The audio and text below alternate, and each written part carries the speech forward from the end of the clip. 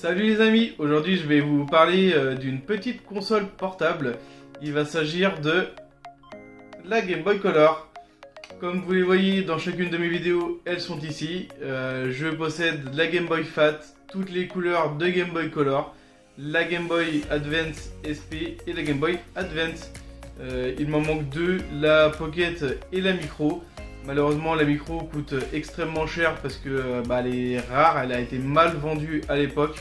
Donc qui dit rare dit cher malheureusement. Et aujourd'hui ça sera basé que sur la Color et sa petite histoire. Notre petite Game Boy a été créée par Junpei Yokoi.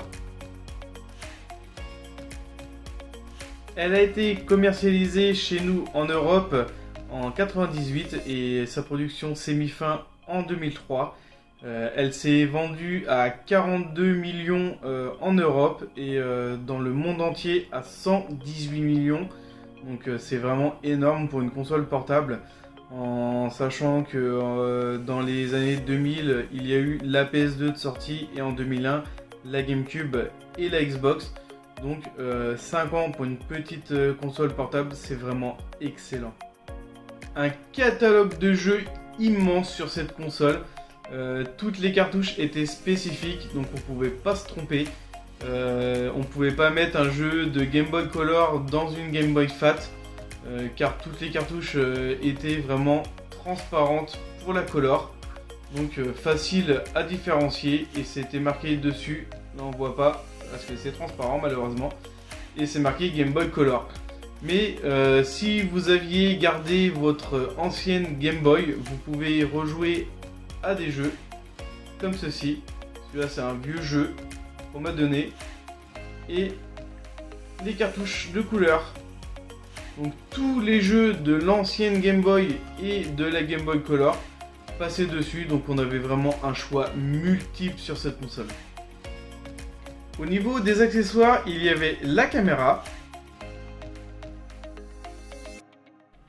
mais également une imprimante,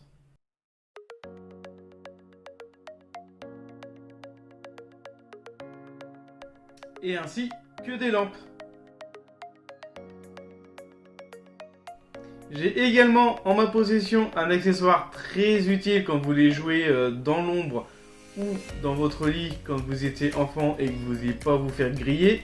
Il s'agissait de la loupe rétroéclairée. Voilà, donc comme son nom l'indique, ça fait vraiment loupe. Et en plus de ça, il y a la petite lumière à l'intérieur pour pouvoir jouer dans le noir.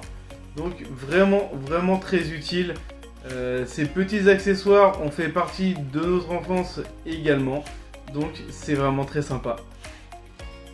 Au niveau des protections pour la Game Boy, il y a deux styles de pochette. Du moins moi j'ai que deux styles de pochette. Il y a la classique, comme ceci. Donc très simple. Une ouverture, on sort la console. Une ouverture et on sort le jeu. Voilà, tout simplement, tout bêtement. Donc c'est pour ça que j'appelle la classique. Voilà, où vous pouvez l'accrocher à votre ceinture. Et il y a la pochette que j'appellerais Grand Gamer, qui se présente comme ceci. Voilà, c'est une Tarzan, mais je pense qu'il doit y avoir du Pokémon, du Mario, en bleu, en rouge, en vert, comme la pochette classique, pareil. Et à l'intérieur, vous aviez directement la console protégée dans un plastique. Donc plutôt sympa. Surtout pour les voyages, au moins comme ça, quand elle chutait, elle avait moins de risques de se casser. Voilà, la vidéo est terminée. Si vous avez aimé, n'hésitez pas à liker et à vous abonner. Si jamais j'ai oublié des accessoires ou autre, ce qui peut arriver, n'hésitez pas à le dire dans les commentaires. Et pareil, si vous avez des suggestions sur de futures vidéos, n'hésitez pas à m'en parler, j'en serai très ravi. Allez, salut!